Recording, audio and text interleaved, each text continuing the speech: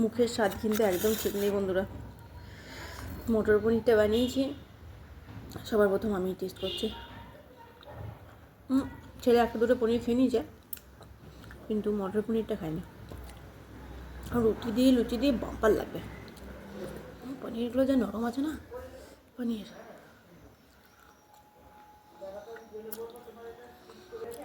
মটর টক, নুন, ঝাল। সবার প্রথম কড়াই দিয়ে দিচ্ছি আমি এখানে সর্ষের তেল। এরপর পনিরগুলোকে একটু ভেজে নেব, উল্টে পাল্টে বেশ লাল করে কিন্তু পনিরটাকে ভেজে নিয়েছি। এবার এই পনিরটাকে উঠিয়ে নেব। পেঁয়াজ মানে পনিরটা ভেজে উঠিয়ে নিয়েছি। এবার আমাদেরকে বানাতে হবে পেঁয়াজের বেরেস্তা। তার জন্য আরও একটু তেলের পরিমাণটা বাড়িয়ে দিলাম। এরপর এর মধ্যে দিয়ে দেবো একদম পাতলা পাতলা স্লাইস করে কেটে রাখা পেঁয়াজ, যেটা আমি একদম এইভাবে হাত দিয়ে ছাড়িয়ে দিচ্ছি। তাতে করে বেরেস্তাটা কিন্তু খুব ভালো হবে, আমাদের করতে খুব সুবিধা হবে। তাই একদম ছাড়া ছাড়া একটা একটা বেরেস্তা হবে।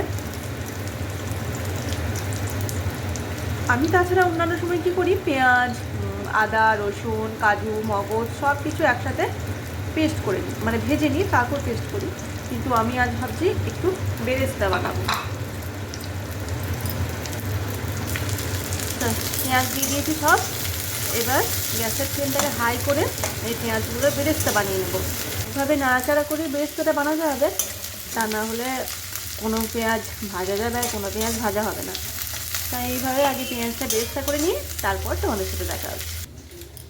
তো এখানেই দেখো আমি কিন্তু পেঁয়াজের বেরেস্তাটা করে নিয়েছি, আর হালকা করে একটু ঠান্ডাও করে নিয়েছি। একদম কুরকুরে ফ্রাই যেটা, আমি কিন্তু সেই কুরকুরে ফ্রাইটা করিনি, তবে একটু বেশ লালচে করে পেঁয়াজটা ভেজে নিয়েছি। এবার এই মিক্সারের মধ্যেই আমি এই পেঁয়াজ বেরেস্তাটা দিয়ে দেবো। এই বেরেস্তা করে যে কোনো রান্নারই টেস্টটা কিন্তু একদম অন্যরকম হয়ে যায়। তাতে চিকেন হোক বা পনির হোক সব কিছু। আর এবার এখানে দিয়ে দিচ্ছি পেঁয়াজ, মানে তো দিয়ে দিয়েছি, ধরো রসুনটা, আদাটার, কাঁচা লঙ্কাটা, এই সব কিছু একটা স্মুথ পেস্ট করে নেব। এই যে সামান্য একটু জল দিয়ে আমি কিন্তু পেঁয়াজটা, আদা, রসুনটা, কাঁচা লঙ্কা পেস্ট করে নিয়েছি। আবার এই মিক্সার জারটা নিয়ে নিলাম। এর মধ্যে দিয়ে দেবো বেশ কিছুটা পরিমাণ টক দই, আর দিয়ে দেবো এখানে আমি কিছু ভাজা কাজু নিয়েছি আর চারমগজ নিয়েছি। এবার এই সব কিছুর একটা সুন্দর পেস্ট বানাবো। দেখো একদম স্মুথ পেস্ট হয়ে গেছে টক দইটা।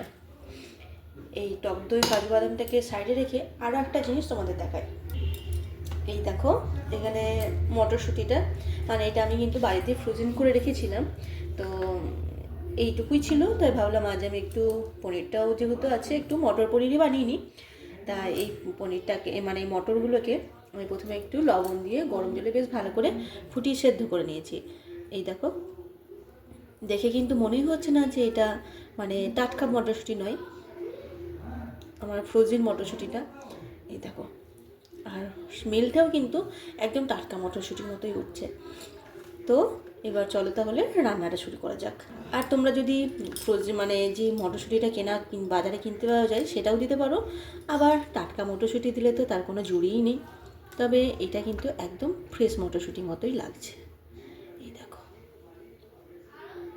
দিচ্ছি কিছুটা সর্ষের তেল।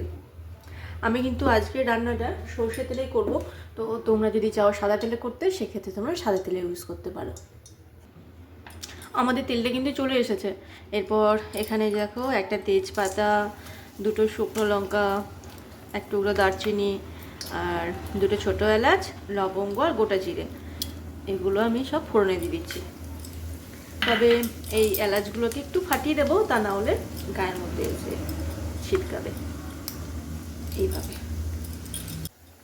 এরপর কিছু বেশি মশলা দিচ্ছি, হলুদের গুঁড়ো, জিরে গুঁড়ো আর কাশ্মীরি লঙ্কার গুঁড়ো।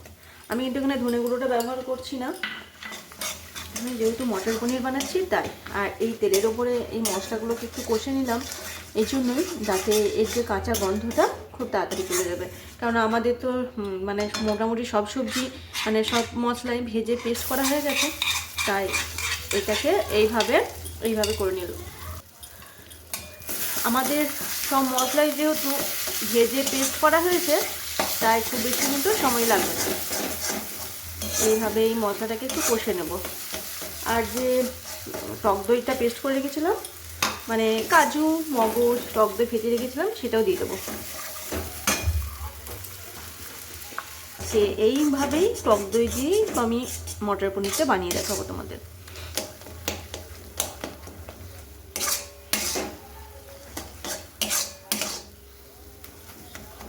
তার সাথে বেশ ভালোভাবে কষে নিয়েছি। আর একটা জিনিস খেয়াল রাখবে, যাতে না তলায় ধরে যায়, কেননা কাজু দেওয়া আছে, টক দই দেওয়া আছে, তাই তলায় লেগে যাওয়ার চান্স আছে। খুব ভালোভাবে গ্যাসের ফ্লেমটাকে লো করে তারপর এটাকে কষে নিতে হবে। আমরা একটু বাটি ধোয়া জল দিলে মশলাটা খুব ভালোভাবে আমাদের কষা হয়। তোমাদের আমি টমেটো ছাড়াই মটর পনিরটা দেখালাম। আর এই যে সেদ্ধ করা মটরশুঁটিটা, সেটা এবার দিয়ে দিলাম।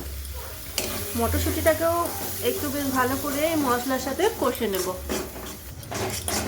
মটরটাকেও আমি কিন্তু মশলার সাথে খুব ভালো করে কষে নিয়েছি। এবার জল দিয়ে দেবো।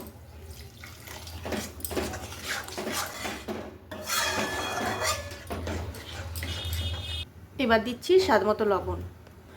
যেহেতু আমি টক দই দিয়েছি, তাই সামান্য একটু চিনিটাও দিলাম। সাথে দিচ্ছি গরম মশলার গুঁড়ো। মশলাগুলোকে খুব ভালোভাবে ফুটিয়ে নিয়ে তারপর কিন্তু আমি পনিরটা দেবো। ঢাকা দিয়ে কয়েক মিনিট একটু ফুটিয়ে নেব। গ্রেভিটা কিন্তু ফুটিয়ে নিয়েছি, দেখো। এরপর ভিজে রাখা পনিরটা দিয়ে দেবো।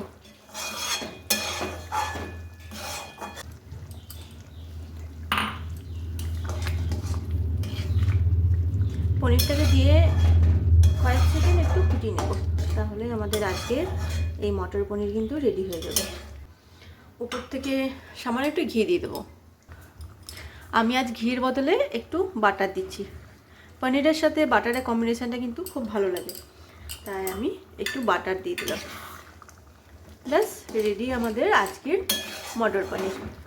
গ্যাসের ফ্লেমটা কিন্তু আমি অফ করে দিলাম। এবার কিছুক্ষণের জন্য স্ট্যান্ডিং টাইমে রেখে গরম গরম পরিবেশন করব আজকের এই মটর পনির। এবার বলো তো দেখি সবাই মিলে আমার আজকের এই মটর পনিরের রেসিপিটা তোমাদের কেমন লাগলো। আজ কিন্তু আমি টমেটো ছাড়া তোমাদের মটর পনিরের রেসিপি শেয়ার করলাম। খেতে কিন্তু অত্যন্ত সুস্বাদু আর দেখতেও বেশ টেম্পটিং লাগছে। পুরো ভিডিওটা দেখার জন্য অসংখ্য ধন্যবাদ। আর এইভাবে আমার পাশে থাকার জন্য সবসময় তোমাদেরকে অসংখ্য ধন্যবাদ। এইভাবেই সবসময়ই তোমরা আমার পাশে থেকো। আজ আসি, টাটা।